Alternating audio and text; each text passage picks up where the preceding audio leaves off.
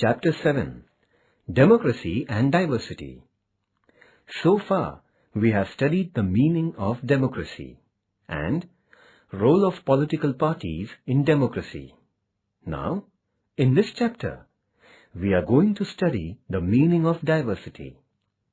We will also study in this chapter the relationship between diversity and democracy.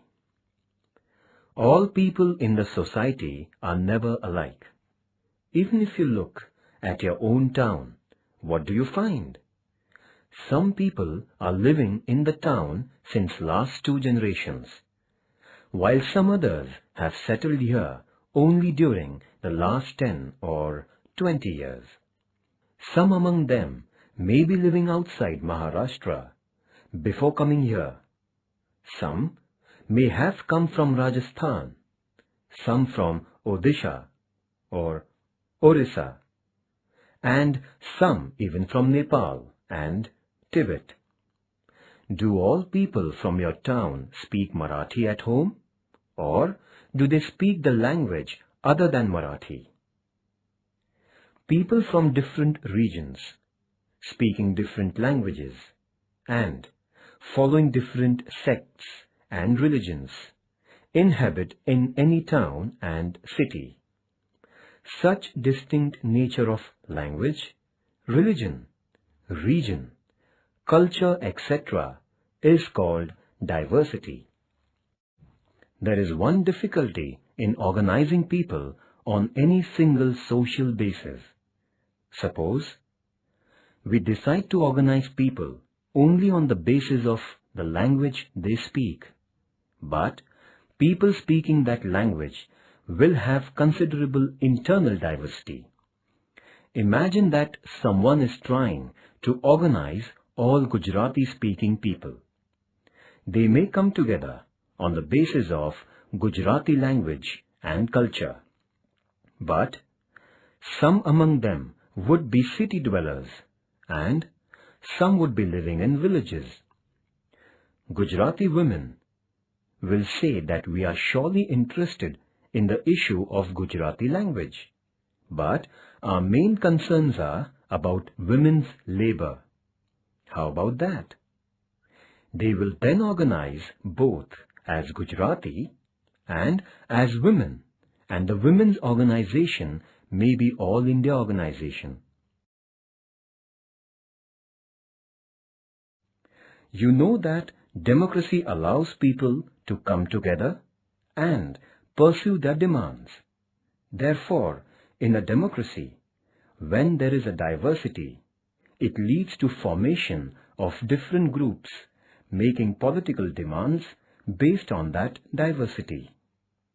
In this manner, democracy always gives rise to political groups based on religion, language, or region.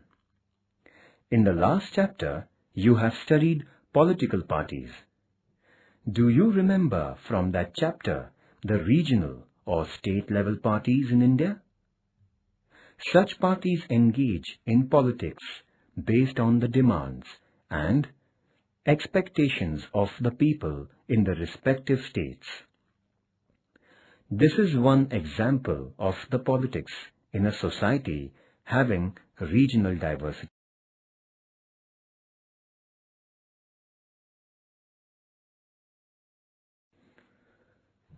There is one difficulty in organizing people on any single social basis. Suppose we decide to organize people only on the basis of the language they speak, but people speaking that language will have considerable internal diversity. Imagine that someone is trying to organize all Gujarati-speaking people. They may come together on the basis of Gujarati language and culture, but some among them would be city dwellers and some would be living in villages. Gujarati women will say that we are surely interested in the issue of Gujarati language, but our main concerns are about women's labor. How about that? They will then organize both as Gujarati and as women, and the women's organization may be All India organization. Thus, there is no single and straight answer to the question, who we are. We may simultaneously be Marathi from the Vidarbh region and Muslim.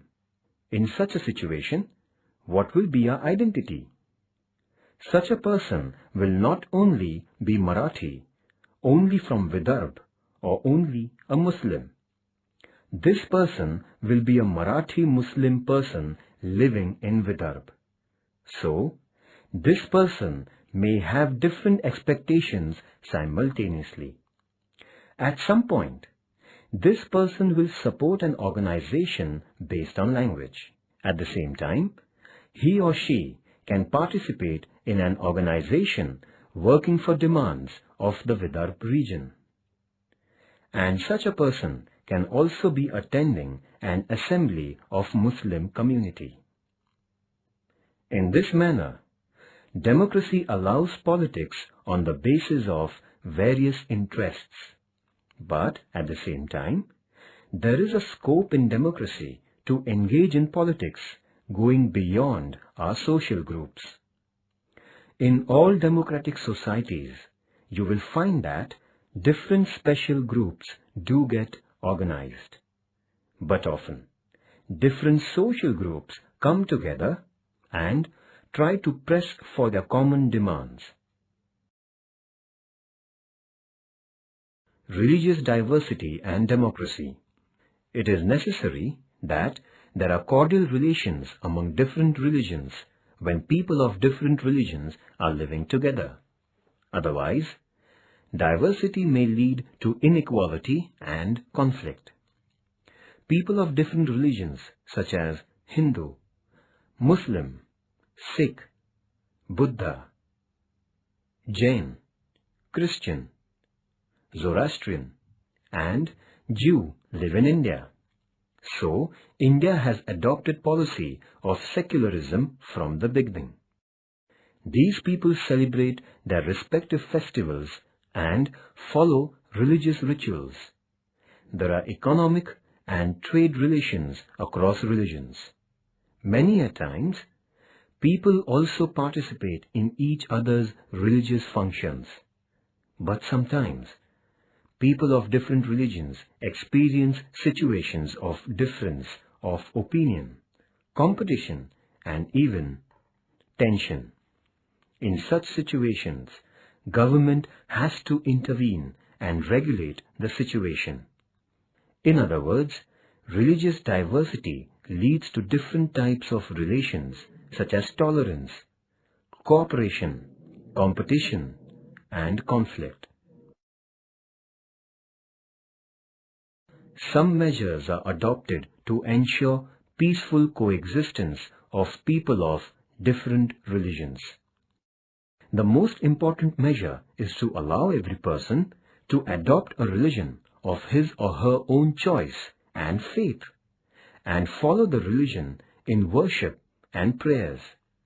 This is called freedom of religion. The second measure is that government must treat persons of all religions equally. Equal respect for all religions is a part of this measure. Equal treatment is important because if one religion is treated as superior to another, this leads to competition among different religious groups. The third measure for handling religious diversity is protecting minority religious groups and taking special care for their development. If this does not happen, it would lead to backwardness among some religious communities. Economic and educational backwardness among one community produces an atmosphere of mutual distrust among religious communities. Therefore, it is necessary to take every caution about equal development of people belonging to all religions.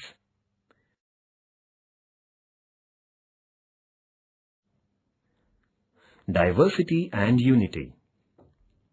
In olden days, it was believed that unity can be created and maintained easily if the society is homogeneous. For the small and less diverse societies of Europe, this idea was indeed applicable. But in the 20th century, intermixing has increased across the world. Now, most societies are more diverse than in the past. As a result of this, people now live along with people who are different from each other. This experience shows that diversity does not necessarily obstruct unity. In our society, we have always experienced diversity of languages, regions, religions, and sects. India's freedom struggle has shown that unity can be shaped in spite of such diversity. That is why India is an important example of the claim that unity and diversity can coexist. Caste diversity. The most prominent example of inequality in India is that of caste system. Indian society consists of castes. This feature is more about inequality than diversity. Caste system is like a hierarchy. In this hierarchy, some castes are supposed to be upper and some lower. Traditional caste system even treated some castes as untouchables. Among the castes treated as lower castes, traditionally, there is a high proportion of persons engaged in lower occupations and low incomes. These castes also have lower proportion of the well-educated persons. This makes the concern of caste as the central concern. In the last 100 years or so, India has witnessed many anti-caste movements. These movements aimed at the abolition of caste system. In modern times, Mahatma Phule was the first to emphasize that the true measure for ending caste inequality is to end caste. Shahu Maharaj also tried for the development of backward castes. This same view was expressed in southern India by Periyar Ramaswamy Nekar. Dr. Baba Saheb Ambedkar also constantly argued and worked for the abolition of untouchability and caste.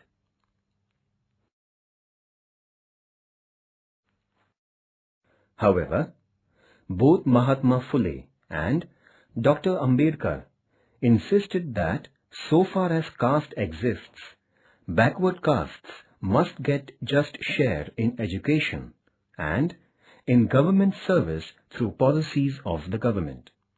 This thought has been the main basis of independent India's policy towards caste. So, how did democracy deal with caste discrimination and inequality? As we saw from above, anti-caste views were expressed and movements took place against caste system. This created awareness about the ill effects of caste discrimination. After independence, some legal provisions came into being. For instance, Constitution considered untouchability as illegal. Constitution also provided that government should not discriminate among citizens on the basis of caste. Besides, special provisions were made for backward castes. Diversity and share in power. A society with diversity presents one more challenge for democracy. When different groups aspire for power, distribution of power among them becomes a crucial issue. If all power is held only by one social group, it would be inconsistent with the principle of democracy.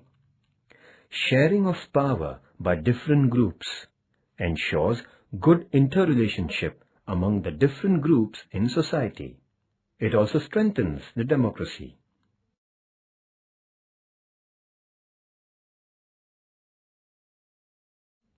Distribution of power in a federation.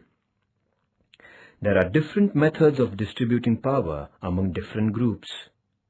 A decision about these methods is taken by considering the situation in the country concerned. When there is linguistic and regional diversity, a method of distributing power among the regions within the country is often adopted. This is known as the federal system of government. Under this form, the Constitution itself creates governments at the regional level and decides the powers of the regional level governments. This makes it possible for people from each region to take decisions as per their needs. Decisions regarding the region's language, culture, or local practices are not imposed on any region. The decision about the extent of the powers of the regional governments is made by the constitution of the concerned country. Such distribution of power is an important way of maintaining democracy and diversity simultaneously. India has adopted such federal system.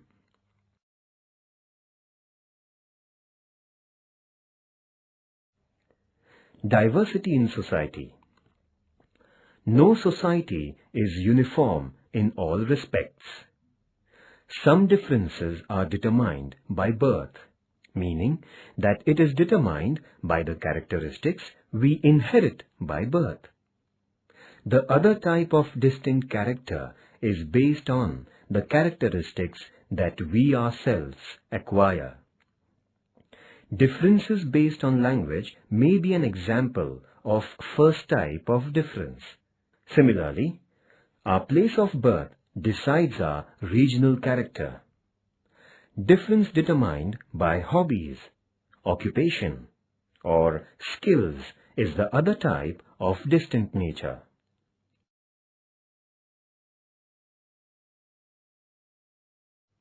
When we say that we are Marathi-speaking people, it means that we are born in a Marathi-speaking family. Similarly, when someone says that we are from Satara or Bhandara, it means that the family has been traditional resident of that district. Language, region, country are thus factors depending upon birth and leading to differences. The division between men and women is another such biological division. Often, we belong to the religion of the family in which we are born in. But when we grow up, we are free to adopt a religion of our own choice. Or, someone can say that he or she is an atheist. That is, a person does not believe in the idea of God. In this sense, religion and faith are factors that depend on a person's own choice.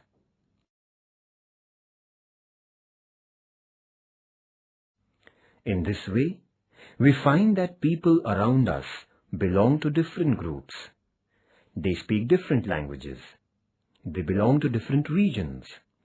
Their religions and religious practices are different. Their occupations are also different. That is why we classify people as farmers, traders, shopkeepers, white-collar employees, etc. This fact that in one society, people having different characteristics live together is understood as diversity.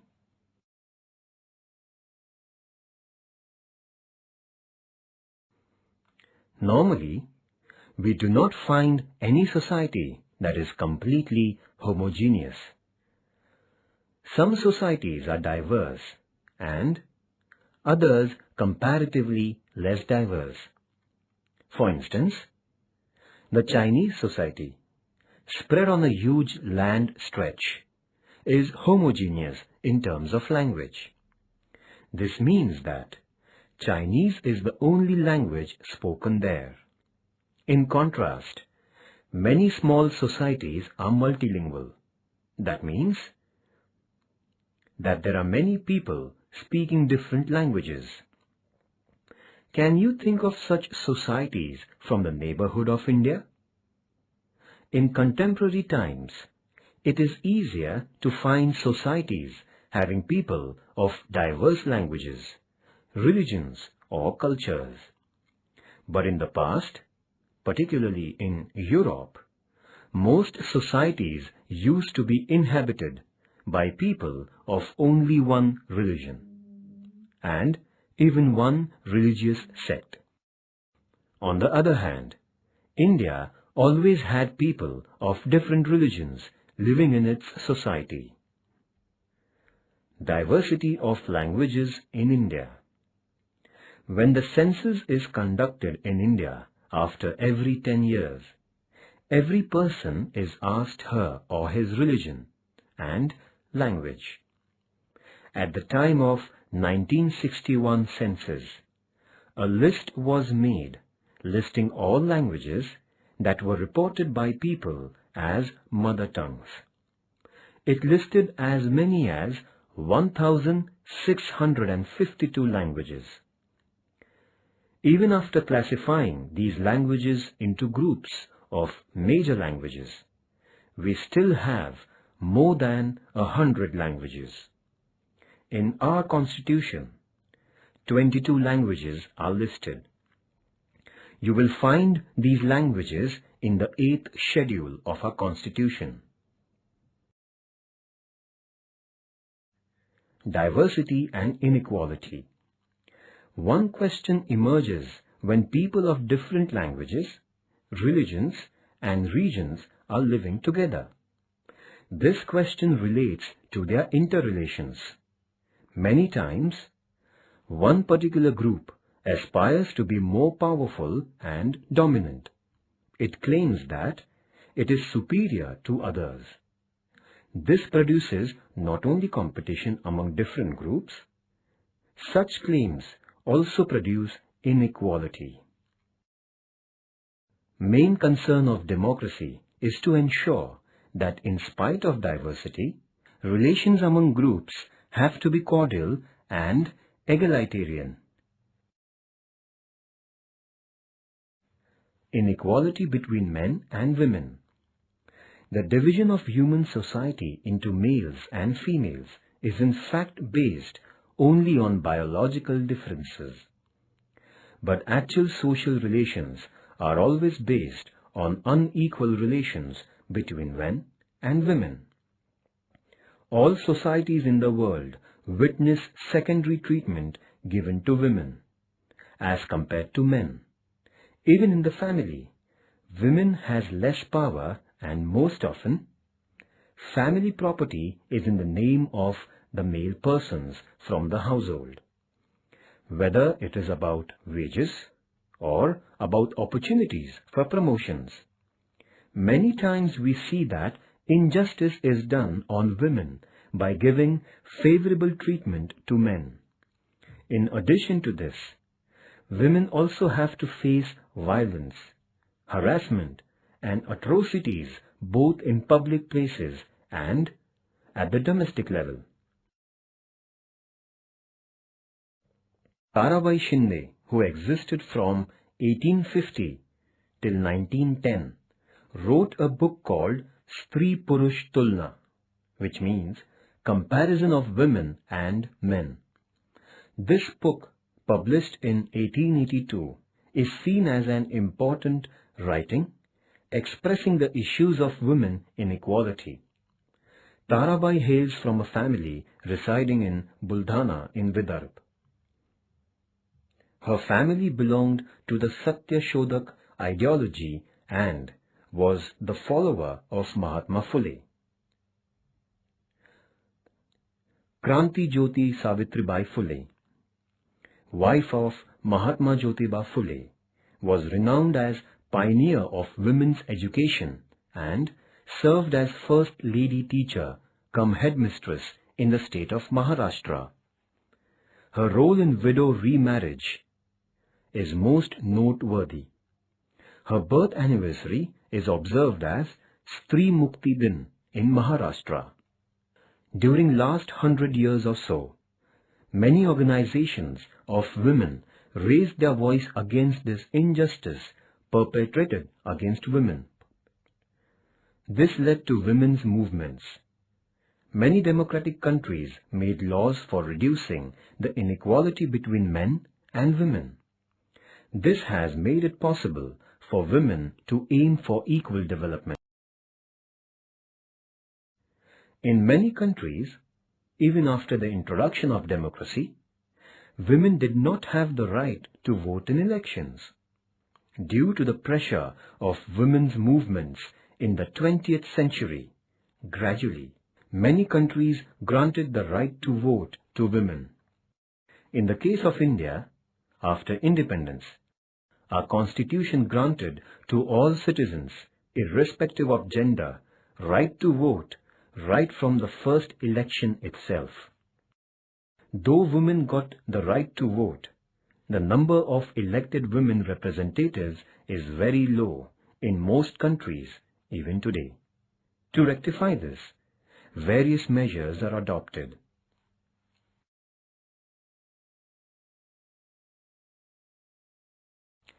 In India too, for the last 2 decades, discussions are going on for increasing the political participation of women. Efforts are also going on to provide reserved seats for women in Lok Sabha and state legislatures. There is already a provision for women's representation in Gram Panchayats, municipal councils, municipal corporations and Jilla Parishads. Maharashtra government has increased the reservation for women representatives local government level to the extent of 50% since 2011. Besides, in Maharashtra, there is a system of reservation for women of offices for positions of Gram Panchayat Sarpanchs, Jilla Parishad presidents, chairpersons of committees, presidents of municipal councils, and mayors of municipal corporations. If we take the global average, women account for less than 17% in national legislatures. In Northern Europe, this proportion is 40%. In rest of Europe and also in the American continent, women representation is 20%. In Asia and Africa, it is barely 16.5%. In India, we are still unable to cross the 9% mark. Efforts are also made for bringing about gender equality in matters other than political rights. In many countries, there is a legal provision that there will be no gender discrimination while giving government jobs. Constitution of India has also guaranteed that there will be no such discrimination. Government also implements various programs and schemes for the all-round development of women. Following ways are followed for resolving the issue of gender inequality: women's organization and social awareness, legal provisions protecting women, implementation of welfare schemes, special provisions for ensuring share in power for women.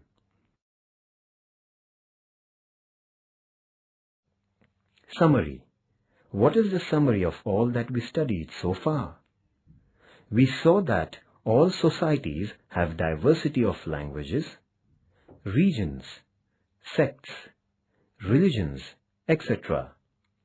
When there is diversity, it is possible that different groups may have unequal relations.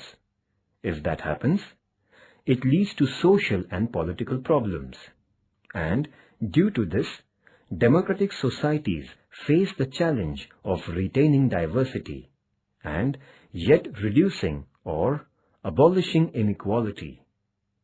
Governments in the democratic societies have to take the main responsibility in this regard. A democratic society has to fulfill 5 responsibilities with respect to diversity. First, to retain diversity.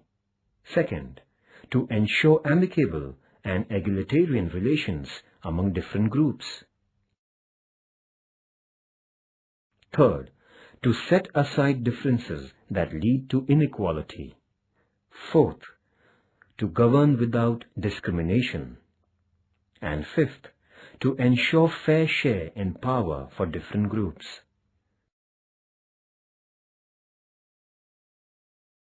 Today, people all over the world keep moving and traveling from one place to another. They settle in some other country or in a different part of their own country. Particularly, last few centuries have witnessed such intermixing of people and groups the world over. It is practically impossible to stop this trend. This has made or is making most societies diverse.